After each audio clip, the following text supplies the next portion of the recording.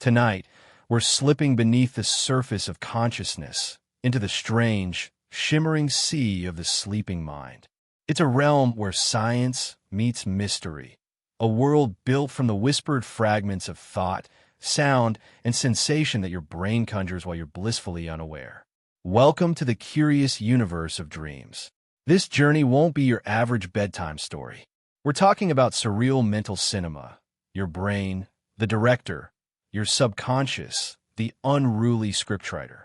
Expect tales of sleepwalking walruses, anxiety-fueled math exams 10 years too late, and the kind of brainwave patterns that would make abstract artists jealous. Now, I sincerely hope this video doesn't keep you up all night, but if it does, at least your insomnia will come with a side of knowledge. Not a bad trade, right? And if these meandering voyages through science and slumber speak to you, I'd be quietly delighted if you clicked like, subscribed, or just dropped a comment letting me know where and when you're tuning in from. So breathe in, let the world fall away, and let's begin our gentle descent into the dreamscape. First up, what is a dream, anyway? It seems like such a simple question, but try to pin it down and it slips through your fingers like morning mist. At its heart, a dream is a tapestry of images, emotions, sensations, and thoughts your brain weaves together while you sleep. It's your personal, unpredictable nightly broadcast, equal parts drama, nonsense, and psychological improv. While you're asleep, you might fly through lavender skies, argue with a penguin in a courtroom, or wander endlessly through a childhood home that never quite looked like that. And the strange thing is, it all feels perfectly normal. Until you wake up, of course. But why does the brain bother with this nightly theater? To answer that, we have to rewind way back. In ancient Mesopotamia, dreams were sacred telegrams from the gods. The Egyptians had entire manuals and professional interpreters for decoding them. Your dreams might have been more important than your taxes. Fast forward to ancient Greece, and thinkers like Aristotle started wondering if dreams didn't come from the heavens, but from the dreamer themselves. A revolutionary thought at the time. Then came the 19th century, and Sigmund Freud swept onto the scene with a flourish and a cigar, declaring dreams the royal road to the unconscious. In Freud's world, dreams were packed with forbidden desires and repressed memories, often involving your parents in ways we won't elaborate on here. It was part psychological breakthrough, part soap opera. His protege-turned-rival Carl Jung took a more mythic view. He believed dreams tapped into a shared human story, a kind of psychological library of symbols and archetypes common to us all. To Jung, dreams weren't just personal, they were universal. And then, enter neuroscience. Science politely tapped the shoulder of philosophy and said, "Mind if we measure that?"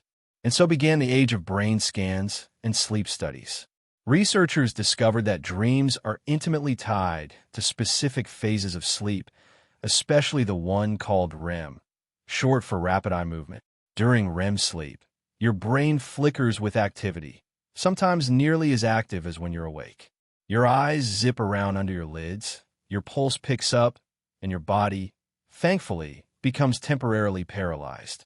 A handy safety feature because nobody wants to actually karate chop their nightstand mid-dream. So, as we venture further into this landscape of the mind, keep this in mind. Behind every wild dream, every strange symbol and story is a brain quietly at work, sorting, remembering, imagining, and maybe making sense of something deeper. Dreams can occur in other stages of sleep, too, what we call non-REM sleep.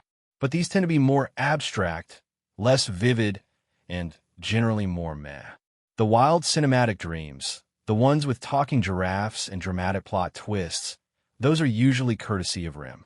But here's where it gets tricky. Scientists still don't entirely agree on why we dream. Is it purely biological? Is it your brain defragmenting itself like an old hard drive? Or is it still whispering symbolic messages in a language we haven't quite cracked? To add to the mystery, not everyone dreams the same way, and some people claim not to dream at all, though more often, it's just a matter of not remembering them. Dreams are notoriously slippery when it comes to memory. You might wake up with a perfect recollection of a dream involving a space opera starring your pet hamster, only for it to evaporate like mist by the time you finish brushing your teeth. So, if you've ever been frustrated trying to recall a dream, don't worry. You're in good company. The brain doesn't store dream memories the way it stores other memories. In fact, the very regions of the brain responsible for encoding memories, like the hippocampus, are not as active during REM sleep, which is probably why our dream memories tend to fade faster than a Snapchat. Still, some dreams do stick with us. The vivid ones, the scary ones, the emotionally powerful ones. Those tend to burn a bit brighter in the mental archive. Now, here's a fun little twist. Researchers have found that the content of dreams often reflects what's going on in your waking life. It's called the continuity hypothesis. The idea that your daily experiences, emotions, and even media consumption sneak their way into your dreams. So, if you binge-watched 5 episodes of a detective series, had an argument with your boss, and ate spicy noodles before bed, don't be surprised if your dreams involve a chili-fueled crime scene. Of course, dreams aren't just about daily leftovers. They can also be wildly creative.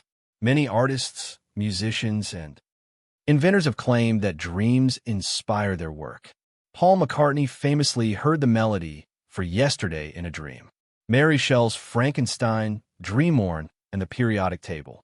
Dmitri Mendeleev said it came to him in a vision during sleep.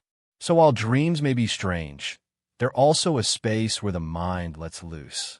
Without the rules of logic or physics, your brain can experiment, rehearse, fantasize, and reflect, all without you lifting a finger. It's a bit like going to the movies, except the script writer, director, set designer, and cast are all you, and none of them know what they're doing. But that's part of the magic. Dreams are messy, mysterious, and profoundly human. They're the quiet proof that even while we rest, the mind is anything but still. So the next time you drift off, remember you're about to star in your very own midnight adventure. Improvised, unfiltered, and possibly featuring a talking penguin. Sleep tight. Let's talk about sleep, the backstage crew that makes your dreams possible. We often think of sleep as one long, uninterrupted snooze, like pressing pause on consciousness for 8 hours. But under the hood, sleep is surprisingly complex. A well-orchestrated cycle, more like a symphony than a simple off switch. It has stages, patterns, rhythms, and structure. Scientists even call it sleep architecture, which makes it sound very impressive and slightly expensive. So, let's take a quiet stroll through the blueprint of sleep. No hard hats needed. Sleep is divided into 2 major categories: REM sleep and non-REM sleep. And non-REM sleep itself has 3 stages, helpfully labeled N1, N2, and N3, which sound like droid from Star Wars, but are actually just different depths of unconsciousness. These stages cycle through roughly every 90 minutes.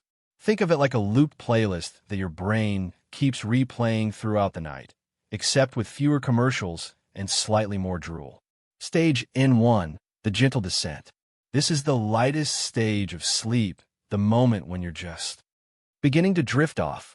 You're still aware of the world around you, but your brain has started to shift gears. You might feel your limbs twitch or suddenly jerk awake from a sensation of falling. Don't worry, that's not your soul leaving your body. It's just your nervous system glitching a bit on the way down. Brain waves in this stage start to slow from active beta and alpha waves into slower theta waves. It's the twilight zone between waking and dreaming. If someone wakes you up during N1, you might insist you weren't asleep at all, which is technically true and also slightly delusional. Stage N2, light sleep. Now you're sinking deeper. Your body temperature drops a bit, your heartbeat slows, and your eye movements stop. This is where your brain gets a little more serious about sleep. You're not quite dreaming yet, but you're definitely not taking calls. In this stage, the brain starts showing little bursts of electrical activity called sleep spindles and K-complexes. These names sound like indie rock bands, but they're actually protective mechanisms that help keep you asleep by blocking out external stimuli. That car horn outside, your brain just gave it a gentle shush with a well-timed spindle. You'll spend about half your night in this stage. It's the workhorse of sleep. Not too flashy, but incredibly important for maintaining rest. Stage N3, deep sleep, also known as slow-wave sleep or delta sleep. This is the big one, the restorative phase, the deep clean cycle on your brain's dishwasher. In N3, your brain produces slow delta waves, huge lumbering pulses of activity that wash through your cortex like waves lapping a beach. This is when your body repairs tissues, builds bone and muscle, and strengthens the immune system. If you're a growing child, your body releases growth hormone here, too. Adults don't get taller, unfortunately, but we do still get the benefits of this cellular spring cleaning. It's very difficult to wake someone from deep sleep. And if you do, they'll likely be groggy, disoriented, and a little annoyed, like someone being yanked out of a very warm bath by a foghorn. Dreaming can happen in this stage, but it's usually not the vivid kind. More like static-laced flashes of thought, emotional tone, or vague impressions. The real movie magic happens next. REM sleep, the dream factory. Welcome to REM sleep. Rapid eye movement. This is the mysterious realm where the brain lights up, your muscles go limp, and your eyes dart around beneath your closed lids as if they're watching an invisible tennis match. REM is where the bulk of your most vivid and bizarre dreams happen. It's the brain's sandbox, a place for strange stories, illogical logic, and the occasional celebrity cameo. But REM isn't just entertaining. It also plays a vital role in memory consolidation, emotional processing, and creativity. Some researchers even believe that REM sleep helps you sort through the emotional messiness of the day, like sweeping up confetti after a particularly wild parade. Here's the strange part.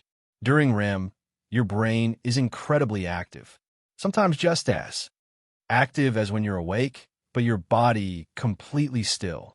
In fact, you experience a kind of temporary paralysis called REM atonia, which prevents you from acting out your dreams. It's a safety feature. Your brain says, let's imagine you're being chased by a giant jelly bean, and your body responds, cool. I'll just lie here completely motionless.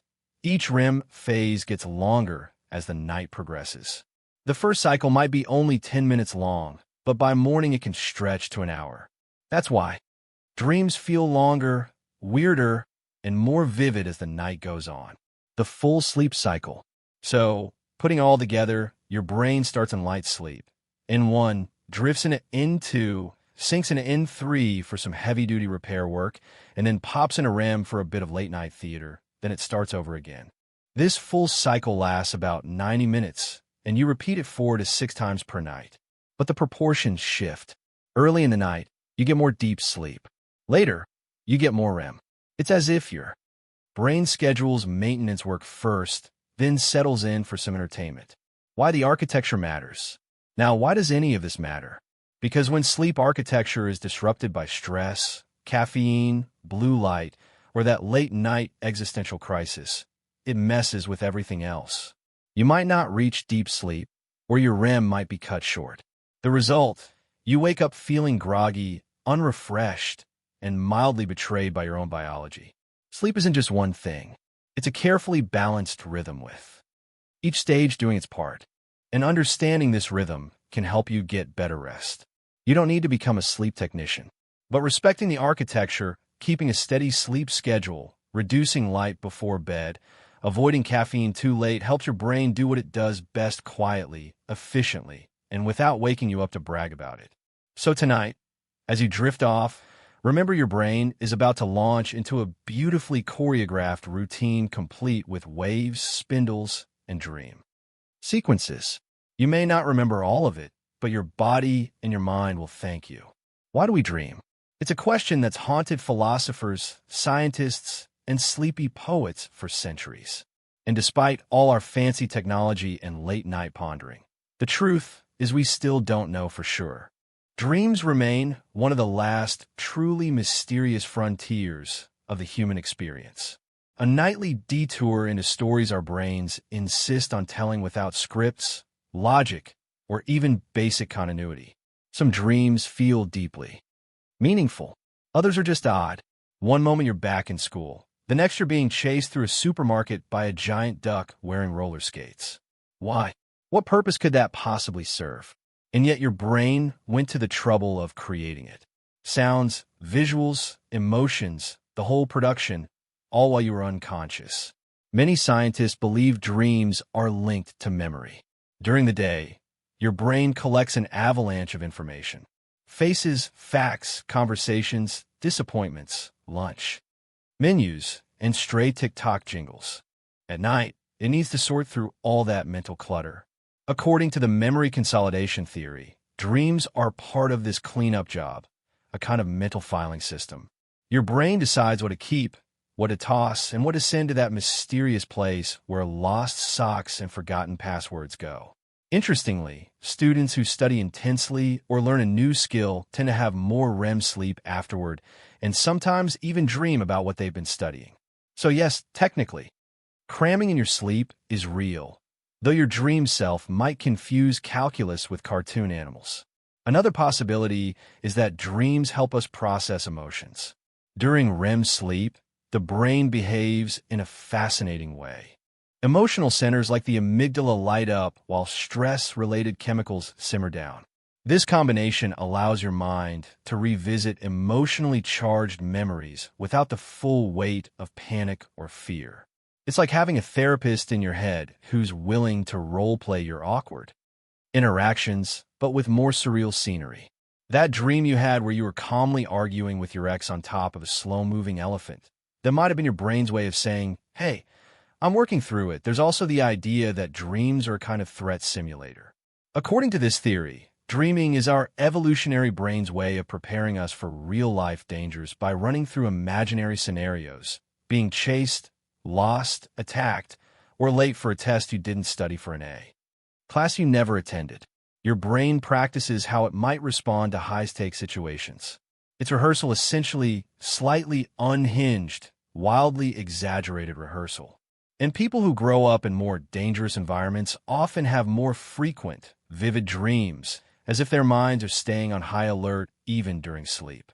So when your dream drops you into a collapsing building while trying to recite the alphabet backwards, it may just be your primal instincts doing a late-night fire drill.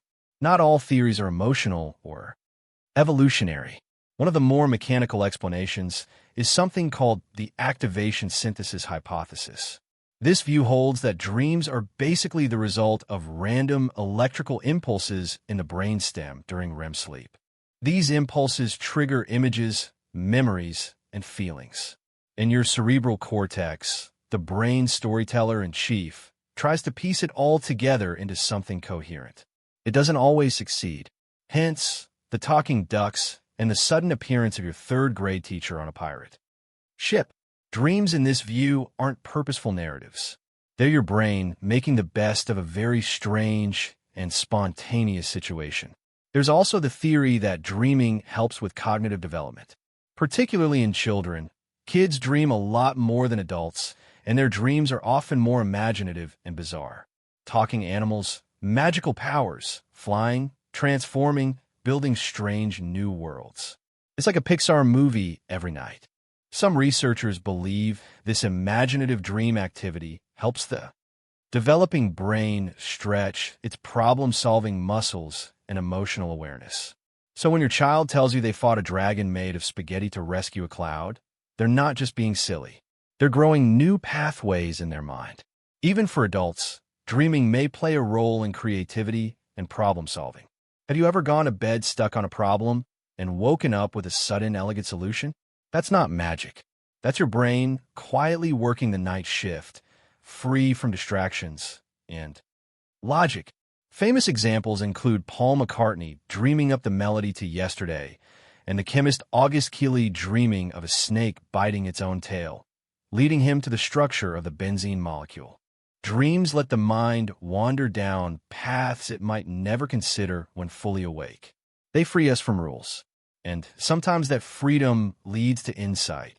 And yet, despite all these theories, emotional processing, memory sorting, threat rehearsal, dream synthesis, problem solving, no single explanation has won the day. It's very likely that dreaming serves multiple purposes all at once. Like a late-night variety show where your brain juggles cleaning house, solving puzzles, rehearsing survival scenarios, and throwing in the occasional musical number just for fun. That's the strange beauty of dreaming. It's not tidy. It's not always rational, but it's undeniably human. Every night, your brain spins stories for an audience of one. Stories you rarely remember, but that somehow shape your emotions, your memories, and maybe even your imagination. So, the next time you drift into that quiet dream world, just remember your brain isn't being lazy. It's working in the background, sorting, processing, imagining. And if it decides to do all that while turning your uncle into a talking cactus, well, that's just part of the process. Sleep well. You've got a mind full of dreams ahead. Have you ever wondered what part of your brain is responsible for that dream where you were trying to take an exam in a swimming pool filled with marshmallows? Or why your dreams are sometimes filled with intense emotion, while other times they feel like barely coherent montages of leftover thoughts? The answer lies not in just one part of the brain, but in a delicate nocturnal dance among several regions, each with its own role to play in the theater of the dreaming mind. Let's start with the prefrontal cortex. By day, it's the responsible adult in the room, the logical thinker, the planner, the internal voice that says, maybe don't send that email in all caps. It's heavily involved in decision, rational thought, and impulse control. But when you fall asleep, especially during REM sleep, this part of your brain takes a little nap of its own. It quiets down, steps aside, and lets the rest of the brain take the stage. The result, dreams that are illogical, boundary-pushing, and often completely bonkers. Without the prefrontal cortex overseeing things, the brain is free to combine ideas and images in the most unfiltered, uninhibited way possible. It's like your inner editor has left the room, and now the art department is running wild.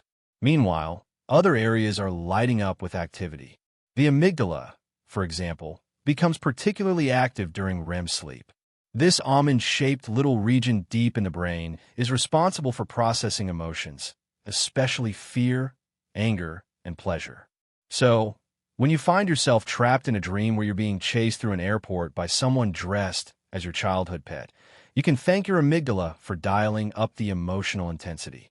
It's the part of the brain that makes dreams feel important even when the plot makes zero sense. And because your brain's stress response systems are dialed down during REM, you can re-experience intense emotions in a relatively low-stakes environment. In other words, you might feel afraid or thrilled in a dream, but without the heart-racing panic of real danger. Then there's the hippocampus, your brain's librarian, responsible for creating and organizing memories.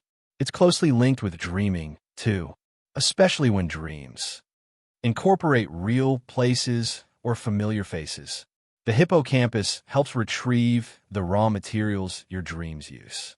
The restaurant you passed earlier in the day, the song that got stuck in your head, your second-grade teacher who inexplicably reappears in a dream as a karate champion. But the hippocampus isn't fully online during REM sleep, which may be why dream memories tend to be disjointed and hard to recall. You might remember the mood of the dream or a particular image, but often the details slip away the moment. You wake up. The filing cabinet is open, but the lights are dim. Another intriguing player is the occipital lobe, located at the back of the brain, your primary visual processing center. During REM sleep, the occipital lobe shows significant activity, which makes perfect sense given how visual dreams often are. Even people who are born blind report vivid sensory dreams, often focusing on sound, touch, and spatial awareness. For the rest of us, dreams are like mini movies, full of shifting landscapes, strange lighting, and unexpected camera angles. It's your brain's very own film studio operating entirely without eyes. And then we have something called PGO wave, short for ponegeniculo-occipital waves. These bursts of neural activity originate in the pons part of the brainstem, then move through the lateral geniculate nucleus involved in visual processing, and finally reach the occipital cortex. It's believed that PGO waves play a key role in initiating REM sleep, and perhaps even in the formation of dream imagery. Some researchers think of them as the opening act of the dream sequence, like someone dimming the lights and drawing the curtain back before the performance begins. One of the most fascinating things about dreaming is how the brain manages to become both highly active and strangely disconnected at the same time. During REM, there's a noticeable decrease in the activity of the dorsolateral prefrontal cortex, the part that helps us recognize reality and make judgments. This helps explain why your dream self thinks it's totally reasonable to be having a tea party on the moon with a flamingo named Steve.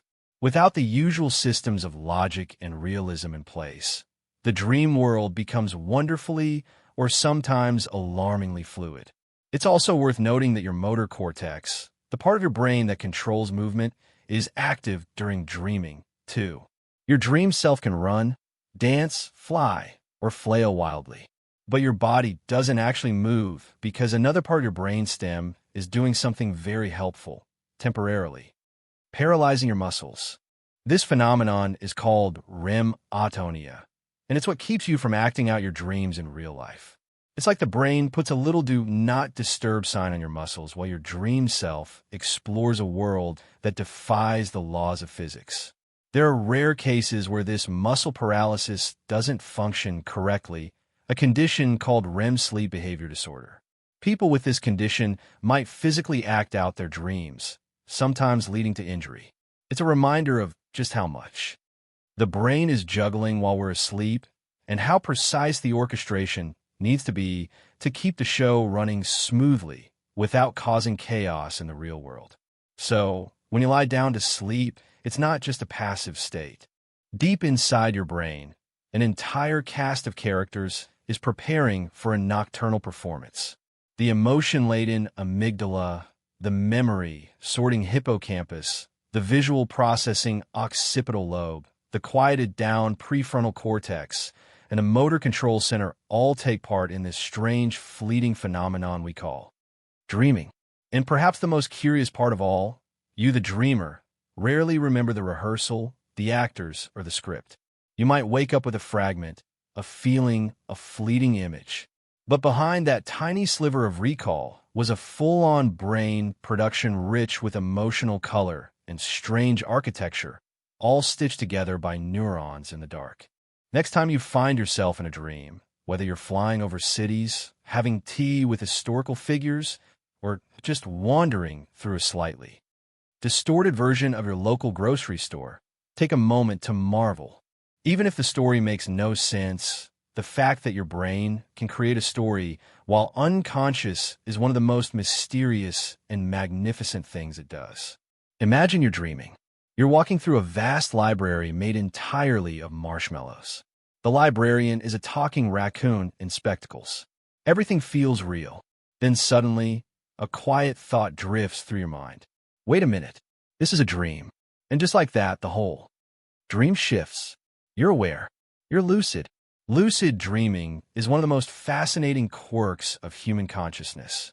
It's that moment in a dream when you realize you're dreaming. And sometimes you can even control what happens next.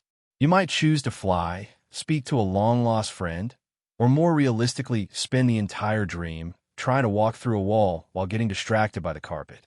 Still, it's a remarkable experience. Scientists define lucid dreaming as a hybrid state of consciousness, a blend of waking awareness and REM sleep. In this state, the dreamer maintains metacognition or self-awareness, while the brain remains immersed in the immersive world of REM-generated imagery.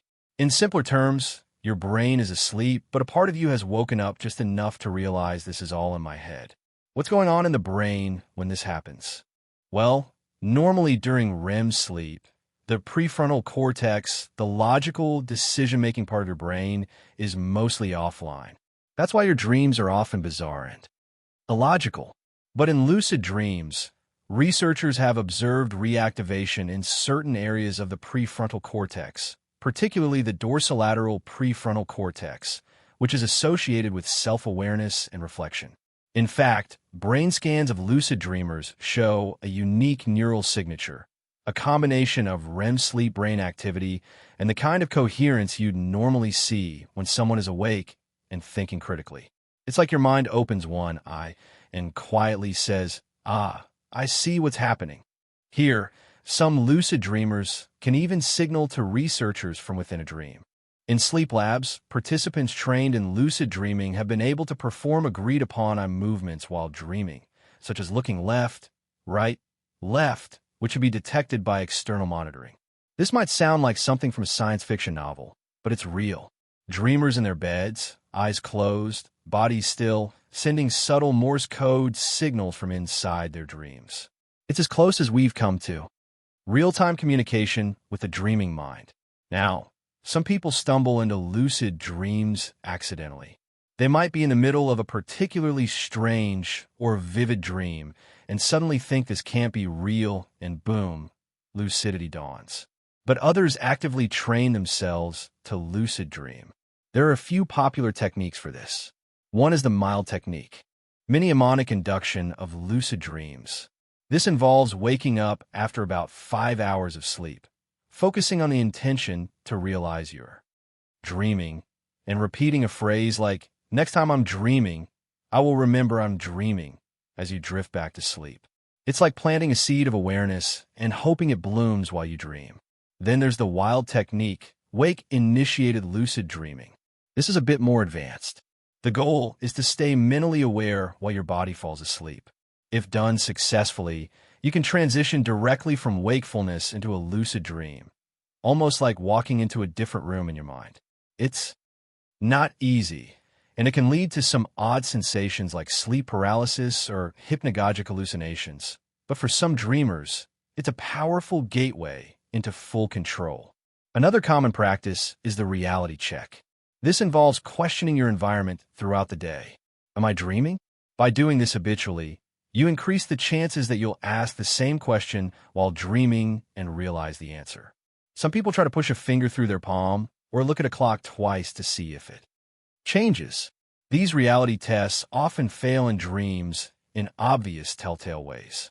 If you can push your hand through a wall or read a sentence twice and get two different meanings, chances are you're dreaming. So what's the appeal of lucid dreaming? For some, it's simply fun. A chance to explore fantastical worlds, fly, breathe underwater, or visit impossible places. For others, it's therapeutic. People who suffer from chronic nightmares, especially those linked to PTSD, have used lucid dreaming to confront and alter their dreams. Imagine being able to turn and face the monster in your recurring nightmare and say, "You're not real, and this is my dream." For some, that moment of control can be deeply healing. Lucid dreaming is also a playground for creativity. Artists, writers, musicians, and even scientists have explored ideas within lucid dreams. Salvador Dali famously used a form of dream interruption to mine his subconscious for surreal imagery. Filmmaker Christopher Nolan even cited lucid dreaming as an influence on Inception, which makes perfect sense when you think about it. Still, despite the excitement, lucid dreaming isn't something everyone experiences easily. Some people can learn it with practice, while others may go their whole lives without ever realizing they're dreaming. There's no shame in that, like trying to remember your dreams in the first place. It varies from person to person, and even frequent lucid dreamers often report that their level of control fluctuates. Sometimes they can shape the dream like clay. Other times they're just slightly more aware while riding the wave. There are also a few caveats. Because lucid dreaming exists at the crossroads between sleep and waking, too much deliberate practice, especially techniques that interrupt sleep cycles, can reduce sleep quality. Like anything else, it's all about balance. Exploring your dreams should enhance your rest, not disrupt it. Think of it as visiting a dream garden. A beautiful place to explore, but one you don't need to tend obsessively every night. Ultimately, lucid dreaming is one of those marvels of the human mind that reminds us just how flexible, strange, and mysterious our consciousness really is.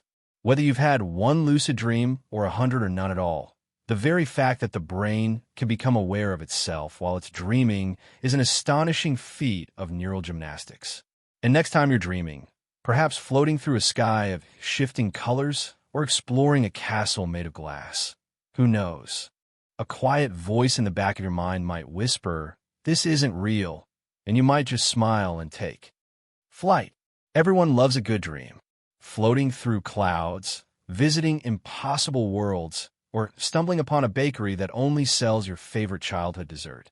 But not all dreams are made of marshmallows and whimsy.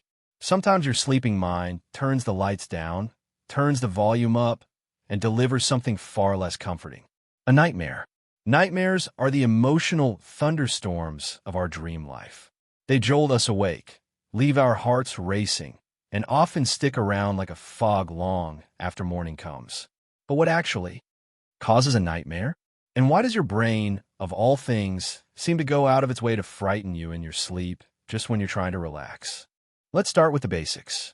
A nightmare is a vivid, disturbing dream that typically occurs during REM sleep, the same stage responsible for most of your cinematic, story-like dreams. The big difference is emotional tone. While your usual REM dream might be bizarre or confusing, a nightmare ramps up the intensity, often triggering fear, anxiety, sadness, or even shame. You might dream of falling, being chased, getting lost, losing someone you love, or finding yourself woefully unprepared for something important, like standing on stage with no clothes and no idea why you're suddenly holding a goldfish. Most people experience nightmares from time to time, and they're perfectly normal, if a little unsettling. But when nightmares become frequent or recurring, they can start to interfere with sleep quality, emotional well-being, and even waking life. This is known as nightmare disorder, and it's more common than you might think, especially in people with high stress, anxiety, or trauma histories. There's a strong link between nightmares and real-life emotional experiences. In fact, some researchers believe that nightmares serve a similar purpose to regular dreams, helping the brain process difficult emotions, but they do so with a kind of high-voltage intensity. Think of it like your mind running simulations of worst-case scenarios, trying to prepare you emotionally for danger or distress. In this sense, nightmares might actually be protective, a psychological fire drill, if you will. A very unpleasant one, but potentially useful. And for people recovering from trauma, nightmares often replay the event itself in some way, whether literally or symbolically. This is especially true for those with PTSD. Nightmares can become stuck loops, forcing the dreamer to relive painful moments night after night. This is where treatments like imagery rehearsal therapy come in. It's a technique that involves mentally rewriting the nightmare during waking hours, changing the story to something less frightening, and rehearsing the new version repeatedly. Over time, this can reduce the frequency and intensity of the nightmares. It's a way of telling your brain, we've learned what we needed to. You can let this go now, but not all scary sleep experiences are nightmares. There's another lesser-known category, night terrors. Night terrors, also called sleep terrors, are a different beast altogether. They usually occur during non-REM deep sleep, particularly in the early part of the night. And unlike nightmares, which are vivid and dreamlike, night terrors are more like sudden panic storms erupting from the brainstem. During a night terror, a person might sit bolt upright, scream, thrash, sweat, or appear wide-eyed with fear, but they're not fully awake. Their eyes might be open, but they're unreachable, like a phone call with no one on the other end. Often, they'll have no memory of the event the next morning. Night terrors are much more common in children than adults, and most kids eventually outgrow them. For parents, they can be distressing to witness, but they're generally harmless and not linked to long-term psychological issues. Still, no one enjoys seeing a child suddenly scream into the void at 2 a.m., especially if all you did was tuck them in with a bedtime story about friendly woodland creatures. In adults, night terrors are rarer, but they can be associated with sleep disorders, stress, or certain medications. They're not technically dreams at all, more like a misfire between sleep states where the brain gets stuck halfway between deep sleep and wakefulness. It's like your body and mind are playing tug-of-war with a switch-marked consciousness. Then there's the eerie cousin of nightmares and night terrors, sleep paralysis. It happens when your mind wakes up before your body does. You're conscious, but you can't move. Often this state is accompanied by hallucinations, shadows in the room, pressure on the chest, strange sounds. Historically, these episodes were blamed on demons, witches, or malevolent spirits. Today, we know it's a natural glitch in the REM sleep system, where the muscle paralysis meant to protect you during dreams lingers a little too long after waking. Despite the terrifying sensation, sleep paralysis is harmless. It usually passes within seconds or minutes. But in the moment, it can feel like being trapped in your own body, a waking nightmare, quite literally. So why does the brain have such a talent for scaring itself? One theory is that negative emotions are simply more memorable, and evolution has a stake in remembering potential dangers. You're far more likely to remember a dream about escaping a forest fire than one about eating a nice sandwich. The emotional charge helps cement the dream in your memory and makes you more likely to learn from it.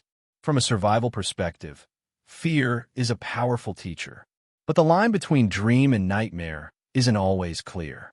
Some dreams are thrilling but not frightening, while others are deeply unsettling without being loud or dramatic. The emotional tone is subjective, and what haunts one person might amuse another. A dream about public speaking might terrify someone with stage fright, while someone else might enjoy the spotlight, even in dreamland. Nightmares can also serve as a strange kind of mirror, reflecting our deepest fears, stresses, and unresolved conflicts. They show us what's under the surface, the worries we haven't voiced, the stress we haven't fully processed. And while that can be uncomfortable, it can also be a step toward healing. Like, your brain is saying, look, I know this is scary, but we need to talk about it. The good news is that most people don't have nightmares every night. They're occasional visitors. Intense, yes, but usually fleeting.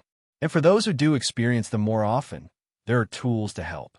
From sleep hygiene and stress management to therapy and targeted dream techniques, we've learned ways to make peace with the shadows in the dream world. So, if you had a nightmare recently, a chase of a moment of helplessness, know that your brain might just be trying to work something out. And if you woke up, heart racing a little shaken, but safe in your bed, well, that's your brain's way of reminding you it was only a dream. And maybe, just maybe, the next one will feature something gentler, like a nap on a floating leaf or a conversation with a wise old turtle. Either way, you'll be okay. We often think of sleep as a time to rest, to recharge, to gently escape the world for a while. But your dreams don't always get the memo. They don't politely ask if now's a good time to unpack unresolved emotions. They just barge in, wearing symbolic disguises, rearranging your memories, and occasionally throwing in a nonsensical subplot involving cats and elevators. It turns out dreams and mental health are closely linked. Like two dancers moving through the night, each influences the other, often in subtle, unexpected ways. Sometimes dreams reflect our emotional state. Other times they amplify it, and in some cases they might even be trying to help us heal. Let's start with the obvious. When you're stressed, anxious, or emotionally overwhelmed, your dreams tend to get louder. Not literally, unless you dream in surround sound, but louder in content. They become more vivid, more emotional, sometimes more chaotic. You might dream about being chased, lost, unprepared, or frozen in place. These dreams can mirror the emotional turbulence in your waking life, like an abstract art version of your inner state. Researchers have long observed this connection. People with depression, for example, often report more negative dream content.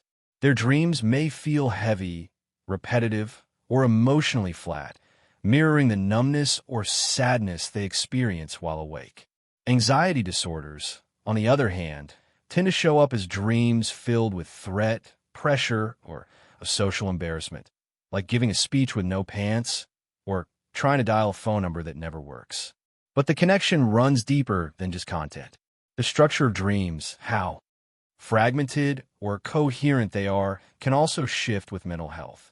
People going through intense stress or psychological trauma often experience more fragmented, jarring dreams.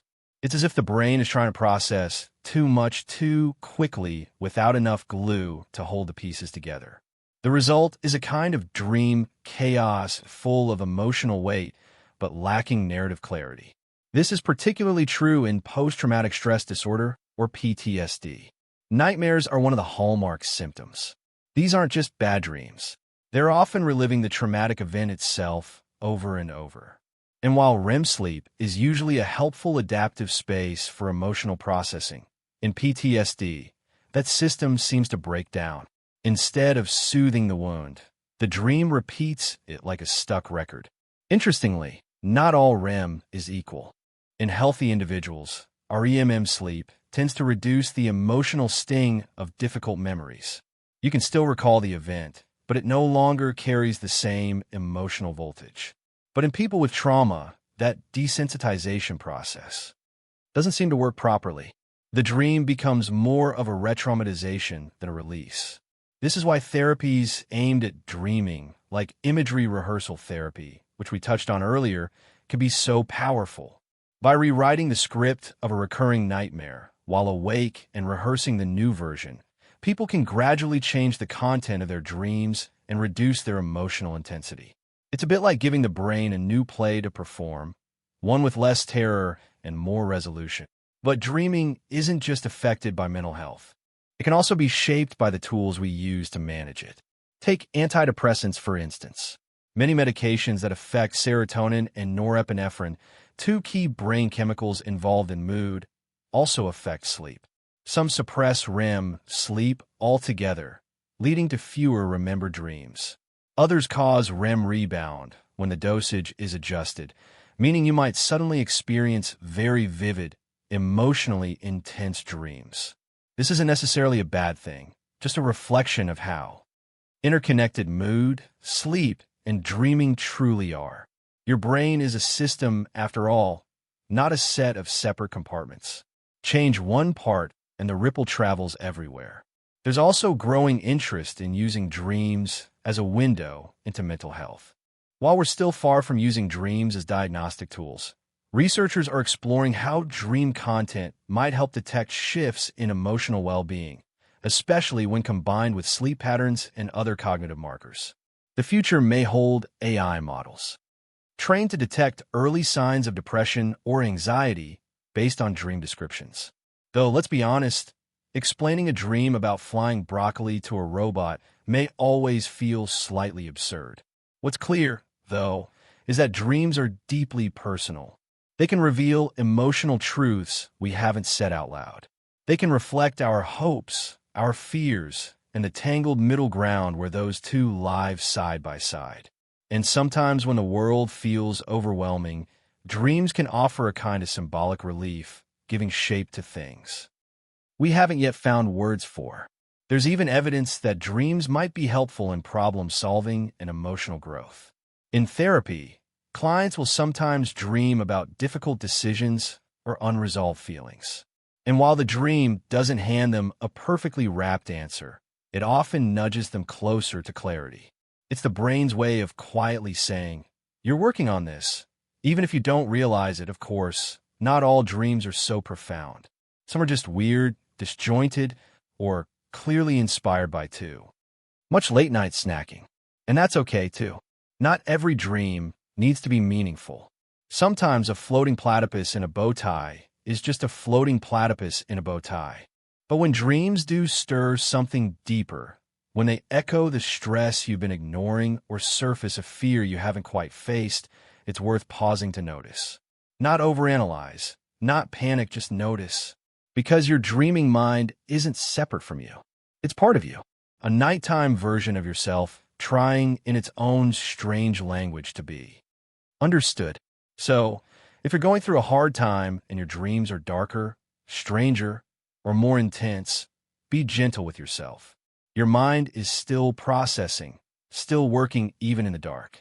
And if your dreams are softer, kinder, or quietly hopeful, hold on to that too. Sometimes the subconscious leads us toward healing before we're even awake enough to see it. In the end, dreams are not just mental noise. They're part of the conversation, the ongoing dialogue between your brain, your body, and your hard. And like all good conversations, sometimes the most important parts happen late at night, when everything else is still. You've probably seen it before. A dog sleeping soundly on the floor, paws twitching, tail flicking, maybe even letting out a muffled bark or two. Or a cat stretched out on a window sill, whiskers twitching, legs paddling as if it's chasing something in its sleep. And if you've ever wondered whether animals dream, the answer is probably yes. Of course, they can't tell us about it. No. Golden Retriever has sat down to describe their dream about a field of flying tennis balls, but science has given us a few clues, and the evidence is pretty convincing. Let's start with the basics. Almost all mammals and many birds experience REM sleep, the same phase of sleep in which humans do most of their dreaming. REM, or rapid eye movement, is characterized by irregular brain activity, temporary muscle paralysis, and yes, darting eye movements under closed eyelids. In animals, this looks very familiar. You'll often see the twitching, the flickering eyes, the occasional sleep bark or meow. It's like a silent movie playing behind their eyelids. But brain scans offer even stronger evidence. In a now famous study at MIT, researchers trained rats to run through a maze while their brain activity was recorded. Specific patterns of neurons would fire as the rats move through the maze, sort of like a song their brains played while solving the puzzle. Later, while the rats slept, researchers observed those exact same neural patterns replaying during REM sleep. It was as if the rats were dreaming about the maze, running it again in their minds, perhaps reinforcing the memory or mentally practicing for the next day's challenge. The same song was playing only now the lights were off. Birds, too, show signs of dreaming. Zebra finches, for example, have been studied for their complex singing behavior. When they sleep, their brains replay the neural patterns used in singing, almost as if they're rehearsing their songs while unconscious. Dream karaoke, if you will. But it's not just mammals and birds. Recent studies suggest that even reptiles, long thought to be too simple for RM, might have a kind of dreamlike sleep as well. Certain species of lizards exhibit sleep cycles with activity resembling both REM and non-REM sleep. It's still early days in this area of research, but raises a fascinating possibility. Dreaming might be a much older evolutionary trait than we once believed. In fact, the further we look, the more we see a kind of dreaming continuum. Animals with more complex brains and emotional lives tend to show more obvious signs of REM sleep. Dolphins, for example, have a strange sleep pattern where only one hemisphere of the brain sleeps at a time, which complicates dreaming but doesn't rule it out. Elephants have been recorded showing REM sleep while lying down. And primates, our close evolutionary cousins, dream in ways that closely resemble our own. So, what are animals actually dreaming about? That's the big mystery. While we can observe neural patterns and behaviors, we can't ask a cat, "Did you dream about hunting?" or a squirrel, "Were you in a tiny nut-themed amusement park?" But we can make some reasonable guesses. Animals probably dream about things that matter to them. Navigating their territory, social bonding, hunting, playing, eating. The content may not be symbolic or metaphorical like human dreams sometimes are. No existential angst or surreal metaphors, but they're likely grounded in experience. In this way, dreaming might serve similar functions across species: memory consolidation, emotional regulation, and behavioral rehearsal. For a mouse, dreaming might reinforce how to find its way through a maze. For a dog, it might be a replay of a walk in the park or a bark-off with the neighbor's poodle. For a horse, maybe it's galloping across a field that exists only in its mind. There's even some evidence that animals can experience nightmares. Lab rats exposed to stress show different patterns of REM sleep, sometimes fragmented, sometimes more intense, and they may avoid parts of the maze they explored in a previous unpleasant dream. This suggests that, just like us, animals use dreams to process difficult or frightening experiences, which is a bit heartbreaking to imagine, but also a reminder that dreaming is deeply tied to the emotional life of the brain. And what about our pets? The dogs curled up at our feet, the cats softly snoring on the windowsill. What's going on behind those sleepy eyes? Researchers believe that dogs in particular have vivid dreams. Smaller dogs like poodles or dachshunds tend to enter REM sleep more frequently, while larger breeds may stay in REM longer. And while we can't know the content, it's very likely that your dog dreams about you, their human companion, because you're such a central part of their life. Cats are a bit more mysterious, of course, but they dream, too. In fact, studies on cats in the 1960s helped scientists first understand the connection between REM sleep and dreaming. When researchers temporarily disabled the part of the brain that causes REM paralysis, cats would act out their dreams, stalking, pouncing, even grooming, all while fast asleep. It was the first real demonstration that animals don't just sleep. They live whole stories in their minds while doing so. Dreaming in animals also raises fascinating philosophical questions. If a rat dreams, does it have a sense of self in that dream? Do animals distinguish between the real and the imagined? And most intriguingly, what would a dream feel like to a creature that can't describe it in words? Maybe, just maybe, dreaming is one of those universal brain languages. A way for all creatures, great and small, to replay, remember, and reflect. Maybe it's not uniquely human after all, but something woven deep into the fabric of life itself. A nighttime world where instinct and memory meet, soft, silent, and unseen. So, next time your dog kicks their legs in their sleep or your cat chirps quietly into the night, let them be. Let them chase dreamers or bark at dream postmen. They are voyaging too through inner landscapes you'll never see, but that exist nonetheless, real in the only way dreams ever are. And as you drift off tonight, you might smile knowing you're not alone. Somewhere nearby, another creature is dreaming, too. For most of human history, dreams have been private. A world seen by one person alone, fleeting, mysterious, and often forgotten by morning. You might wake up with the fragments of a story in your head, maybe a face, a place, or a peculiar sense of having felt something, but try to explain it to someone else, and the magic slips through your fingers.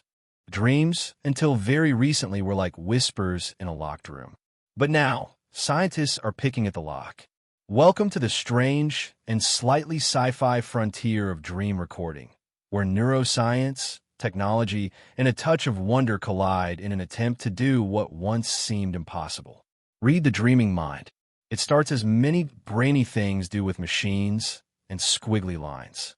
Researchers have long used EEG, electroencephalography, to monitor brain waves during sleep. EEG is great for tracking the different stages of sleep from light sleep to deep sleep and REM, but it doesn't tell you what someone is dreaming about. For that, you need a more detailed picture. That's where fMRI, functional magnetic resonance imaging, comes in. It lets scientists see which parts of the brain are active and when. One of the most fascinating experiments in this area happened in Japan at the ATR Computational Neuroscience Laboratories. Researchers there asked participants to fall asleep in an fMRI machine, which, let's be honest, is probably the least relaxing sleep environment on Earth. Still, the volunteers managed to nod off, and the team monitored their brain activity during the early stages of sleep when brief dream imagery begins. Here's the clever bit. Before the experiment, participants had been shown hundreds of images. Cats, buildings, people, objects while awake, and their brain activity was recorded. Each image created a kind of neural fingerprint, a pattern of activity in the visual cortex. Then, during sleep, when similar patterns showed up, the researchers could compare them to the waking data, and it worked. With about 60% accuracy, the team could guess what kind of image the person was dreaming about, whether it involved a person, a book, a car, or a tree. They couldn't describe the dream's plot or emotions, but they could identify what was being visualized. It was the first real peek behind the curtain of a sleeping mind. Now, 60% might not sound like a lot, but considering we're talking about guessing thoughts from neural patterns in a sleeping brain, it's remarkable. It was like watching someone's dreams from the outside, albeit in low resolution and without sound. Other experiments have gone further. At the University of California, researchers developed a model to reconstruct what people were seeing while awake, using fMRI data to recreate rough images for brain activity. The reconstructions were fuzzy and surreal, like impressionist painting from the subconscious, but they offered a glimpse of the possibilities ahead. So, can we watch someone's dream on a screen? Not quite, but the groundwork is there. Scientists can identify certain categories of content, track emotional tone based on which brain regions light up, and in some cases even detect specific objects or shapes. The technology is limited but improving. With advances in AI and neural decoding, dream reading might become sharper, faster, and more accurate in the years to come. Of course, this raises some very big and very ethical questions. Dreams are private by nature. They're one of the last, unfiltered expressions of the self, a space where no one else can follow. So, if the day comes when we can record or decode dreams with precision, what happens to that privacy? Will we need dream passwords? Will there be legal protections for the content of our subconscious? These questions are no longer purely hypothetical. As neurotechnology advances, ethicists and lawmakers are already discussing the need for what's being called neuro rights, basic protections for mental privacy, freedom of thought, and the sanctity of the self. Because while it might be fun to imagine sharing your dreams like YouTube videos, there's also something sacred about the fact that dreams are yours and yours alone. That said, there are some potentially beautiful uses for dream recording. Imagine people with communication disorders, those who can't speak, write, or express themselves outwardly. If we could one day translate their dreams into language or images, we might gain access to their inner worlds in a way that's never been possible before. Or consider the therapeutic potential. If a psychologist could see patterns in someone's dreams over time, recurring symbols, emotional arcs, unresolved tensions, it might offer a new tool for understanding mental health, a dream journal powered by your brainwaves. There's even a bit of playfulness in the science. Some researchers are experimenting with what's called targeted dream incubation. This involves playing specific sounds or words during sleep to gently guide the content of a dream. For example, if someone is learning a new language, they might hear vocabulary in their sleep to reinforce memory. Or if they want to dream about, say, flying, they might hear ambient wind sounds or soft cues about the sky. It's not full-blown dream control, but it's a gentle nudge in a chosen direction. Of course, dreams are still far too complex to decode in full. They're messy, layered, emotionally charged, and often absurd. Even the dreamer struggles to make sense of them, let alone someone trying to read them secondhand. But we're getting closer to understanding how the brain builds these inner worlds, and maybe, just maybe, closer to bringing them into the light.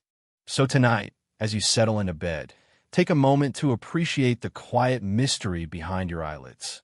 Your brain is about to dive into a world of its own making, unrecorded, unfiltered, and uniquely yours. For now, no machine can follow you there. And maybe that's a good thing. Because even in an age of data and decoding, there's something lovely about the idea that some stories remain secret. Whispers in a locked room, painted in the dark. We've wandered through the landscapes of the dreaming mind. From twitching lab rats and philosophical speculations to REM sleep, memory repair, and barking dogs in their sleep. But before we drift toward the end of this quiet journey, there's one last question worth asking. Where is all this going? What does the future hold for dream? Science? The truth is, we're on the edge of something remarkable. For the first time in human history, our tools are catching up to our questions. Technology, neuroscience, and even artificial intelligence are combining in strange and beautiful ways, offering not just glimpses into the dreaming mind, but the potential to shape it, enhance it, and maybe even share it. For starters, the field of targeted dream incubation, yes, that's a real term, is growing rapidly. The idea is simple. If you give the brain a gentle nudge before or during sleep, you might be able to influence the content of dreams. Not control them completely, of course, but steer them like a canoe on a quiet river. Experiments have already shown that playing specific sounds or words during certain stages of sleep can trigger related dream imagery. People exposed to the scent of roses while sleeping, for instance, are more likely to report pleasant dreams. People who hear a voice saying tree might dream of a forest. Subtle cues, carefully timed, can shift the content of a dream without fully waking the sleeper. It's not mind control. It's more like mental gardening, planting a seed and seeing what grows. Now, imagine combining that with wearable sleep tech, headbands that monitor your brain waves, or earbuds that deliver cues only during REM. You could one day guide your dreams to help solve problems, rehearse speeches, or gently work through emotional blocks. There are already prototype apps and devices claiming to do just this. The science is still young, but it's no longer science fiction. And speaking of fiction, let's talk about dream sharing. It's one of the oldest fantasies we have. The idea that two people could experience the same dream, or that we could record and play back a dream like a movie.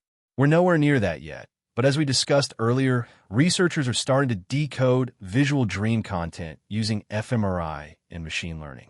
It's still fuzzy and vague, like watching dreams through frosted glass, but the door has been cracked open. In the future, it's possible we'll be able to turn those dream fragments into rough images, maybe even animations. You could watch a version of your own dream the next morning or share a surreal dream memory with a friend. Not because it's perfectly accurate, but because it captures something of the tone, the mood, the magic. A dream diary made visible. But even as we peer ahead, there are ethical questions blinking gently in the background. If we can guide dreams, can they be manipulated? If we can read them, could they be misused?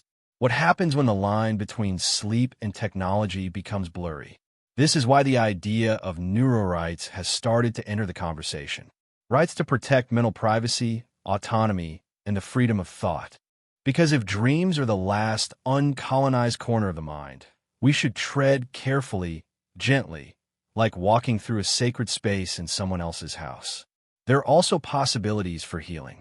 Imagine a future where people with PTSD receive personalized dream therapy using sound cues or gentle neural stimulation to help reprocess traumatic memories in a safer way.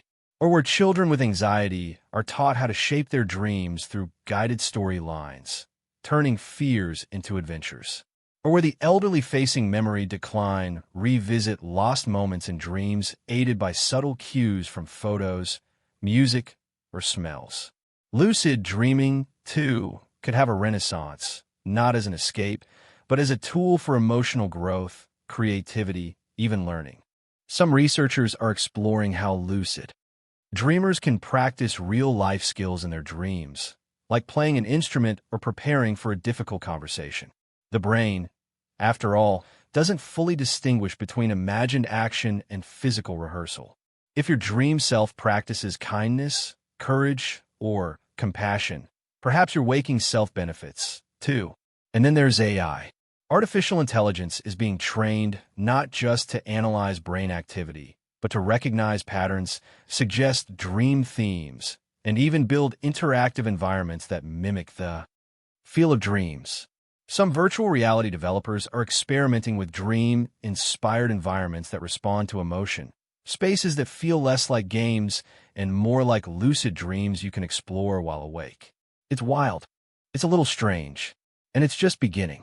But for all this dazzling technology, there's something quietly reassuring to remember. Dreaming at its core doesn't require gadgets. You don't need an app, a headband, or a lab. Your brain already has everything it needs to dream, to remember, to process, to create, to wander. All you need is sleep and perhaps a little curiosity. Because dreams remind us that the mind is not a machine. It's a storyteller, a traveler, a soft projector in the dark, replaying old scenes and improvising new ones. Sometimes clumsy, sometimes profound, always personal. The future of dream science may bring new tools, new therapies, and new ways to connect. But it will never fully replace the simple wonder of waking up with a strange image in your head, blinking in the early light, and thinking, where did that come from? And maybe that's the heart of it. No matter how far science takes us, dreams will always retain a little mystery, a little poetry, a space where the brain stretches out, curls into itself, and drifts somewhere only it knows how to go. So sleep deeply tonight. Dream freely, and know that while science watches from the edge, your mind is still quietly writing its own stories night after night behind closed eyes in the oldest language it knows. And so here we are, gently gliding back from the strange, beautiful world of dreams. We've tiptoed through REM cycles, wandered the halls of memory, listened to the whispering amygdala, and even peeked just a little into the future of dream science. We've seen that dreams aren't just nighttime noise. They're stories your brain tells itself. Sometimes clumsy, sometimes profound, always intimate. What we know so far is astonishing. But what we don't know may be even more wondrous. Because for all the brain scans and neural maps, dreams still slip through the cracks of explanation. They remain in many ways the mind's poetry, part science, part soul. So as you drift off tonight, whether your brain takes you on an epic adventure, a quiet memory, or something so bizarre it defies all logic, let it. You don't need to understand every detail. You just need to let go. Your brain knows what it's doing. And if this video has made you just a little too fascinated to fall asleep, well, I apologize, but at least you might have learned something along the way. A fair trade, I hope. Before we part ways, if you enjoyed this slow journey through the sleeping brain, I'd be truly grateful if you gave the video a gentle thumbs up, subscribed to The Sleepy Scientist, or left a comment below. Where are you listening from tonight, and what time is it in your corner of the world? I'd love to know where this little cloud of calm has drifted. Until next time, sleep well, dream freely, and remember your mind is still writing stories even in the dark. Good night.